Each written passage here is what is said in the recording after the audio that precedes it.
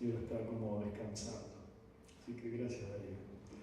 Bueno, creo que el agradecimiento quizá mayor o más extendido, diría yo, es para toda la gente que ha venido aquí, porque se han tomado el trabajo de venir hasta acá y uno lo agradece, y porque el libro también habla de ustedes y está escrito un poco por ustedes también.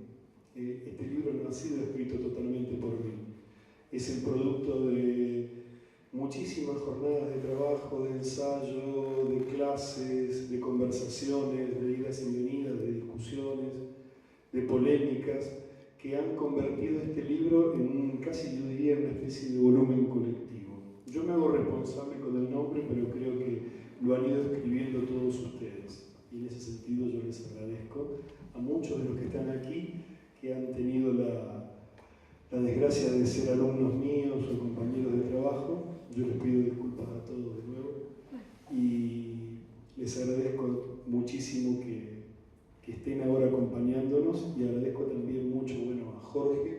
Lástima que no puede escuchar esto que se fue recién. Jorge es toda una institución en la Argentina. Jorge le cambió la cara a los estudios de teatro de la Argentina y los puso en una categoría científica que el teatro no tenía. Y si ahora el teatro ha optimizado recursos, filosofías y pensamientos, es gracias a su trabajo y su producción teórica. Y una producción teórica que está muy cercana a los creadores, es decir, no es un teórico aislado. En ese sentido le debo mucho a Jorge y he aprendido mucho de Jorge en los últimos 30 años. Y bueno, ¿qué decir de Chiqui? A Chiqui todas la conocemos y sin que ella lo sepa, si lo sabe, hemos aprendido muchísimo de ella. Yo siempre le digo a Chiqui que tiene que escribir las cosas que dice. También se lo digo a Ricardo Arias. Hay que escribir, porque hay gente que tiene en sus lugares de trabajo, en sus conversaciones, en sus clases, una producción teórica impresionante, valiosísima, que es una pena que no pueda circular y ser compartida con otros, ¿no? Por eso todos sabemos todo lo que aprendimos de Chiqui en todos estos años, desde que allá por el año 87 tuvimos que, a raíz de la muerte de una compañera, ¿te acordás? Una muerte terrible de una compañera que se mató a su madre y se suicidó en la Escuela Nacional de Teatro de Dmitri Córdoba, y a raíz de eso fuimos convocados nosotros a dar las clases de actuación. Chiqui estaba a la tarde y yo a la noche con aquella primera promoción de la Escuela Nacional de Teatro y Títeres. Y ya desde aquella época hemos sido compañeros de trabajo, hemos compartido muchísimas cosas, y en los últimos tiempos la tenemos como profesora de nuestra licenciatura de arte escénica, y bueno, es una de las destacadas, justamente porque ella es una constructora de maravillas, y bueno, esas maravillas las hace a nivel sensitivo y a nivel intelectual, ¿no? Es decir, que construye cosas, y creo que toda la gran tarea que ha hecho la gestión pública en los últimos años nos exime de todo eso. Pero creo que más allá de la gestión pública, Chiqui es muy valiosa como directora teatral, una excelente actriz que vi allá en 78, en el 78, en Bienvenido León de Francia, una Chiqui tierna, muy tierna, hermosísima en aquel personaje, una excelente actriz, y uno extraña ese tipo de actrices. Así que alguna vez vas a tener que volver a dejar de actuar en los paneles y en los micrófonos, y actuar ella actúa en la vida todo el tiempo.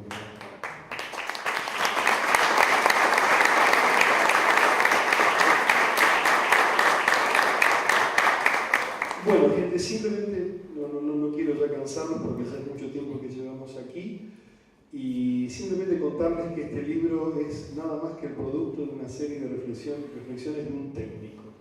Yo soy un técnico, un tipo de teatro que se aburre mucho en algunos espectáculos y se fascina mucho en otros, y que he intentado saber por qué nos ocurre esto, ¿sí? ¿Por qué uno se fascina o por qué uno se aburre?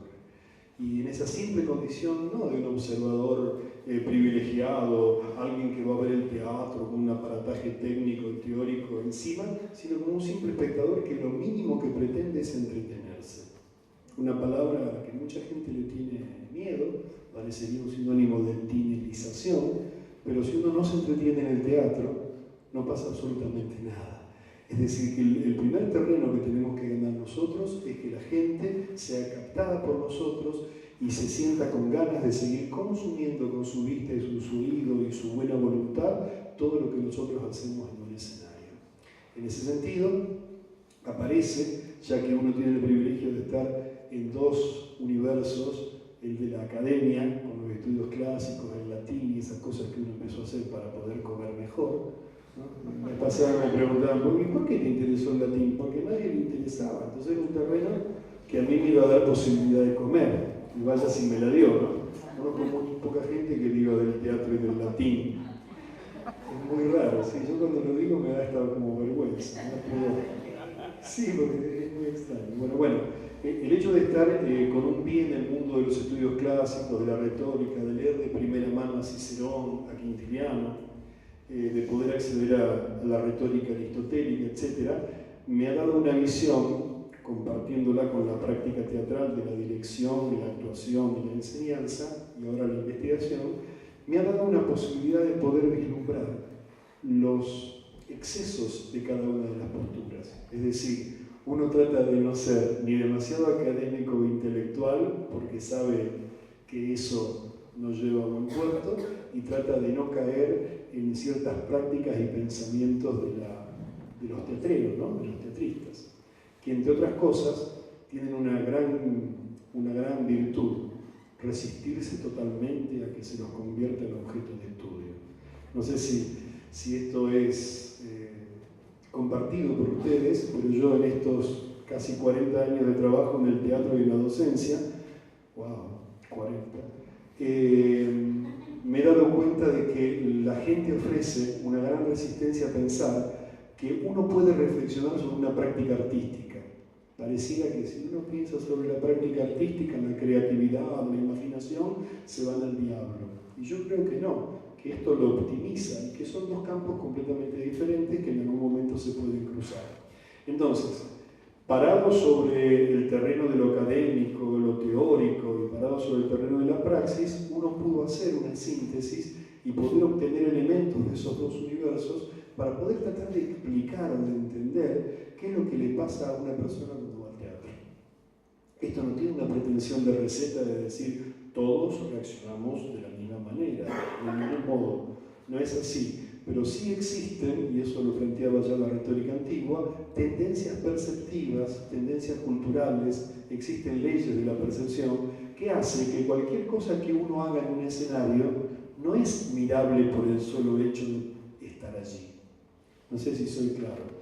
No es suficiente con entrenar, expresarse, etc., si no se tiene en cuenta que el aparato perceptual humano, últimamente hay ayuda de los estudios de neurociencias de la década del 90 con las neuronas espejo, que vienen a apoyar toda la tradición del arte del actor, ¿no? Peter Brook dijo, mira ahora, las neurociencias vienen a descubrir lo que el teatro sabe hace 5.000 años, ¿no? Porque las neuronas espejo lo que estudian es cómo se produce la empatía. Es decir, cómo se produce esa sensación de querer estar con el otro y de casi compartir, senestesia le llama Barba esto, con el otro algo sin siquiera tocarlo, sin conocerlo, sin comprenderlo. Estamos hablando del fenómeno de la empatía que es pre y paracognitiva. Yo veo a alguien y me cae bien, veo a alguien y me cae muy mal, y no sé por qué. Pero evidentemente ahí hay un funcionamiento, hay algo que está ocurriendo. Y ha habido disciplinas que se ocuparon de estudiar este fenómeno.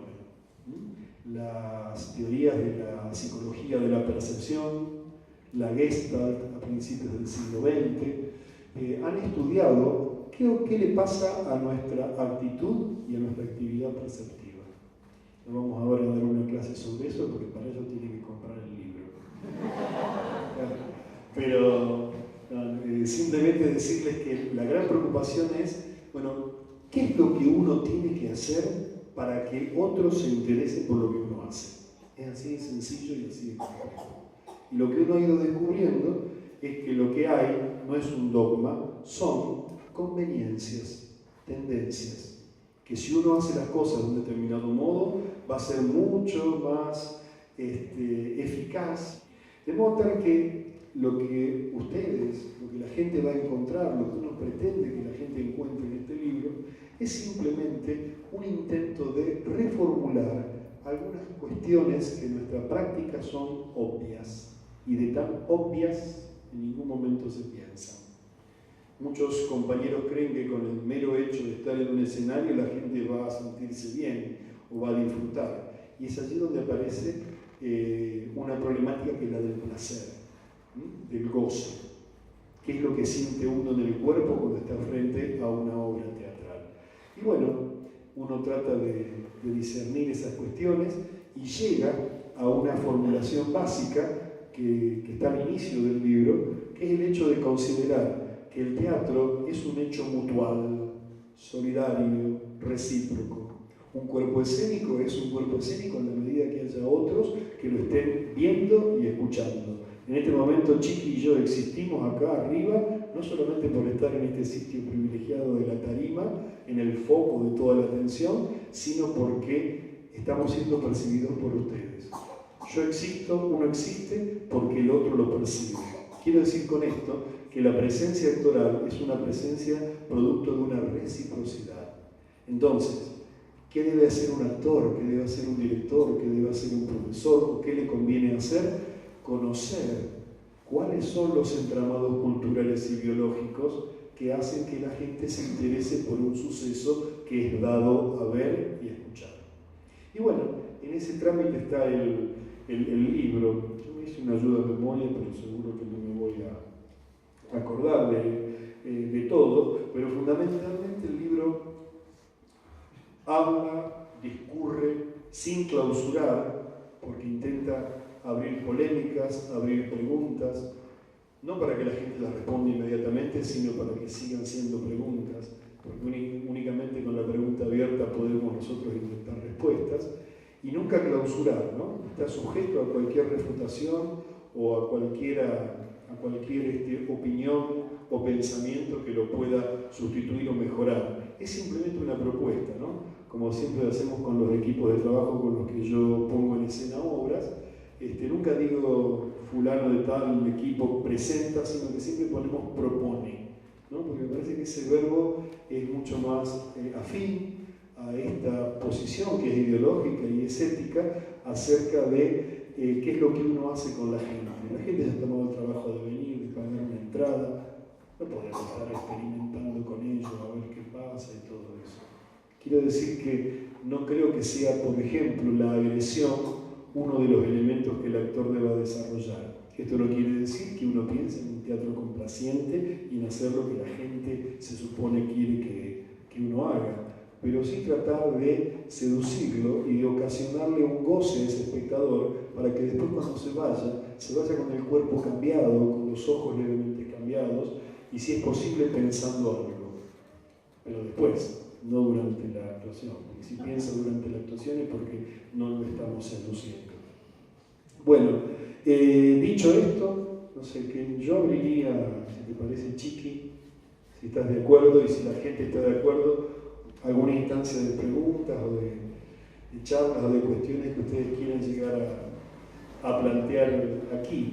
Uno como docente, con este libro trata de prestar un servicio. Uno ha tenido la suerte de pasar por ciertos lugares y esos atajos que uno pudo construir son expuestos en este libro y en mis clases, obviamente, para servir a los demás y para descubrir que quizás los arcanos, los secretos de este oficio no están tan lejos y que no son solamente producto de la inspiración o del talento, sino que sobre todo son producto del trabajo arduo y del estudio, y que hacer 5 minutos de teatro supone trabajar mucho y duro. Digo esto porque muchas veces el narcisismo constitutivo de nuestra profesión provoca esa ansia de que te halaguen rápidamente, ¿no? Qué bien que lo hice. Y uno trabaja, quienes han sido alumnos míos lo saben, como una metodología del error, ¿no? Tendiendo trampas al narcisismo de los actores para que se humillen y sientan realmente una cierta humildad, que es la única condición para poder laburar. Como dice Jorge Eines, una vez asumida la ignorancia, es posible empezar a construir. Y bueno, este libro se trata de, como dice también Jorge Eines, de esta concepción del teatro, de construir lo que no existía antes de que uno lo construyera, ¿no? Esto de remar y remar y remar hasta que el río aparezca. Así que yo les agradezco a todos el haberse venido hasta aquí, de estar apoyando esto, de leer el libro, de discutirlo, de pelearlo, de polemizarlo, de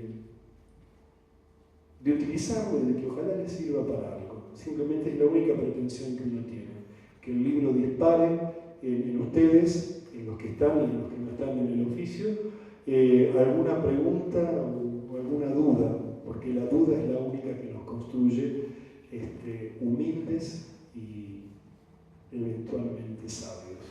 Así que muchas gracias a todos.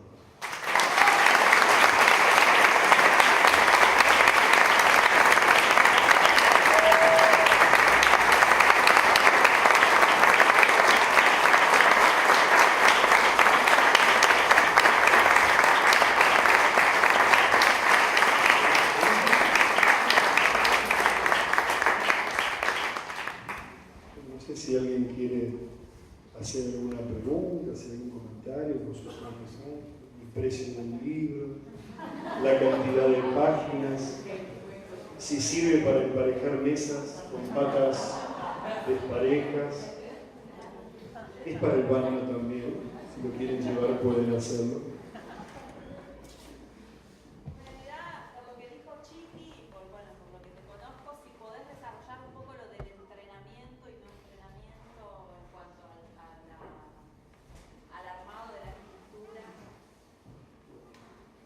¿Le preguntas a mí o a Chiqui? No, a vos. A mí. El mito Prico que niega el entrenamiento.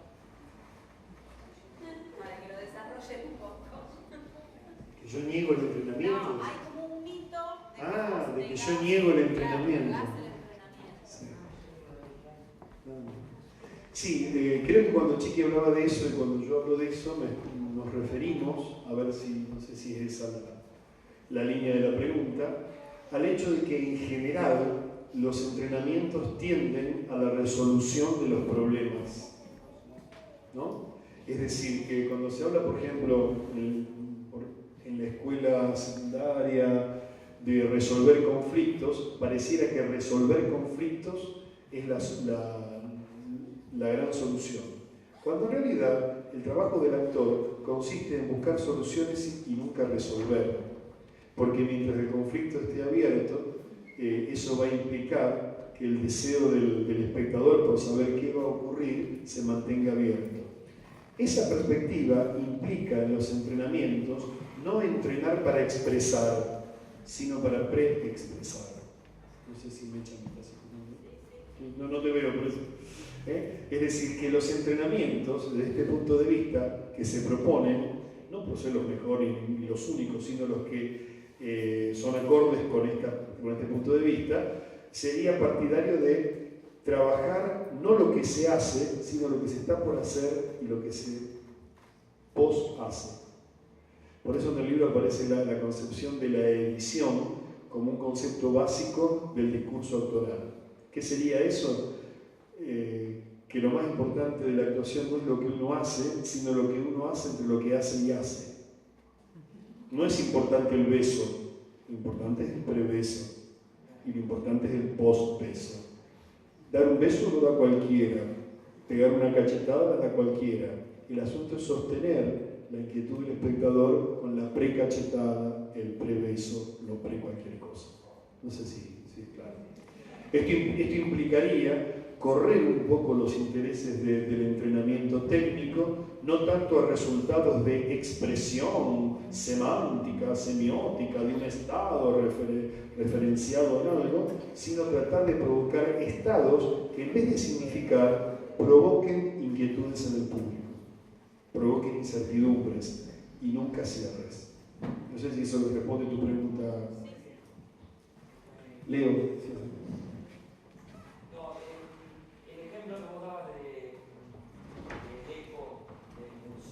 Me gustaría si vos podés desarrollar un poquito, o sea, qué consejo puede dar con respecto a eso, estando en el escenario, ¿no es cierto? Con respecto a ese eco. Sí. Uno siempre escribe o piensa a partir de las experiencias y siempre respondiéndole a algo o a alguien.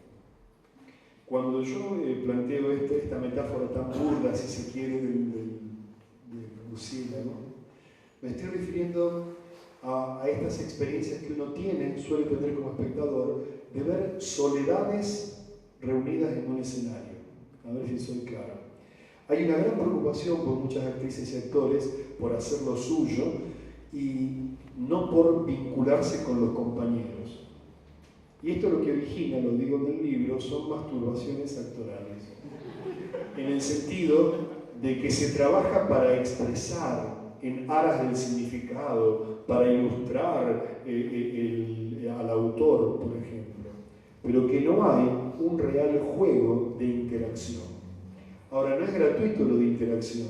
La interacción sería, desde el punto de vista de la teoría de la Gestalt, uno de los elementos que altera la percepción del espectador y le provoca curiosidad e interés. Si no la hay, el público la busca de manera racional. Si uno ve dos cuerpos que están en el escenario y no hay ninguna tendencia de los dos a vincularse, el vínculo lo termina siendo la mente del espectador. Y mientras trabaje el raciocinio del espectador, estamos perdidos. Entonces, la idea ¿cuál es? Tratar de trabajar siempre en virtud del rebote. Es decir, uno no es por lo que es por el vínculo que tiene con el otro cuerpo, con el espacio y con todo. De manera tal que lo del murciélago está vinculado con eso. Vieron que el murciélago no es ciego, es mentira que es ciego. Ve poco, pero no es ciego. Ve poco, se hace ciego. Manda por su sistema unos sonidos que rebotan en los objetos y le permiten casi una cartografía perfecta, robamos la palabra de Duarte, una cartografía perfecta para poder casi dónde están las cosas, pero no porque las cosas están ahí, sino porque él hizo una emisión, rebotó y vino. Es decir, que la existencia de la alteridad, la existencia de otros, no se da porque los veo, sino porque interactúo con ellos. De modo tal que, como digo en el libro, los otros me son. Es decir, que uno tiene una constitución desde este punto de vista que está hecha por el rebote, por la ida y vuelta, por la interacción, por el juego, por la transformación y por el constante intercambio, que además tiene un motivo ético. Cuando uno actúa solo en el escenario y no interactúa con el compañero, lo está dejando solo al otro. Y ahí hay un problema, que es para charlarlo largo y tendido. Creo que pasa más que nada por ahí. Habría entonces, en esto del rebote, una razón teórico-técnica, que es la necesidad de que eso ocurra para despertar, no como una receta, si haces esto pasa tal cosa, no es así, pero hay muchas más posibilidades de que eso ocurra si uno respeta ciertas tendencias perceptuales. Y la razón ética es no dejar solo al otro, hacer en conjunto, y no narcisistamente irse solo, jugarse solo. ¿Alguien me diga? Sí.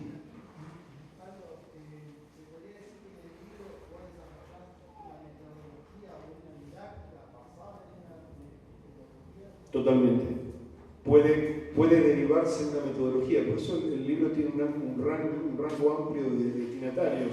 Puede ser para el actor, para el director, para el profesor de teatro, para el investigador. En el caso de, por ejemplo, para un docente teatral, se desarrolla todo este concepto de dominios, ¿no? O zonas de trabajo del actor, que son los que organizarían el entrenamiento, el ensayo, la clase o la puesta en escena. Digamos que lo que propongo es una especie de grilla o de organización justificada de cuáles son las zonas que a veces están mezcladas en el trabajo del actor.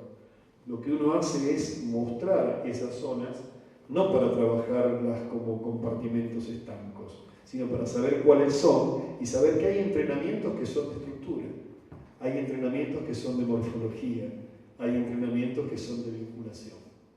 Y muchas veces eso no está escindido, no está discernido y provoca ciertas confusiones. Entonces, en vista de una didáctica, si se quiere, especializada, esta propuesta sí, no sé si llamarla metodológica, porque no hay un desarrollo de ejercicios, ¿no? Eso lo dejamos para un segundo libro que van a tener la oportunidad de comprar también. Pero no, hay digamos que sí, si ustedes quieren pueden desprender, se puede desprender una metodología de todo eso, porque lo que plantea es una organización sistemática del trabajo del actor. Sí. No, agradecerte en nombre mío y seguramente mis compañeros también. Nosotros te tuvimos como profesor el año pasado y bueno, si bien este año no puedo tampoco decir otra cosa, nada, estábamos muy contentos con el tercer año en RAC, como que nos quedamos con ganas de más, por lo menos a mí me pasó eso, y tener la posibilidad de leerlo, o sea, de leer, porque todo lo que estuvieron diciendo hasta ahora a mí me resonaba y de haberlo escuchado mil veces. Sí, yo les pido disculpas porque soy muy obsesivo. No, está bueno porque volver a leer y poder profundizar y poder detener, sin tenerlo escrito, uno por ahí piensa, ¿por qué no lo escribí o por qué no escribí tal cosa? Digo, tener la posibilidad de tener este soporte para mí está buenísimo, así que también debería, eso que vos decís de que Ricardo tendría que escribir eso de verdad también, que sería muy buena, porque uno no llega a escribir o no llega a entender el contexto de todo, así que no, es necesario. Bueno, gracias a ustedes, gracias a todos, porque yo lo que decía de que el libro se escribió entre todos, con todos ustedes, es verdad, no es demagogia. Es decir, yo cuando pienso las cosas y los ejercicios, hasta estoy viendo, yo tengo mis cuadernos anotados, ustedes vieron cómo yo escribo, y pongo los nombres, y de cada cosa sé exactamente cuándo fue. Desde el año 87 a hoy, actuación en la escuela de teatro, tengo año por año todos los cuadernos. Y creo que eso me ha permitido esto que yo mencionaba antes como atajos. ¿Qué son estos atajos? Yo recuerdo que en el año 88, 90, 91, trabajar una concepción, un entrenamiento, una problemática me llevaba a lo mejor 2 meses.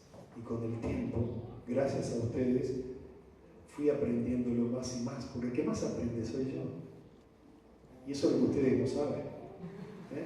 Uno enseña lo que no sabe a otros que van a saber más que uno.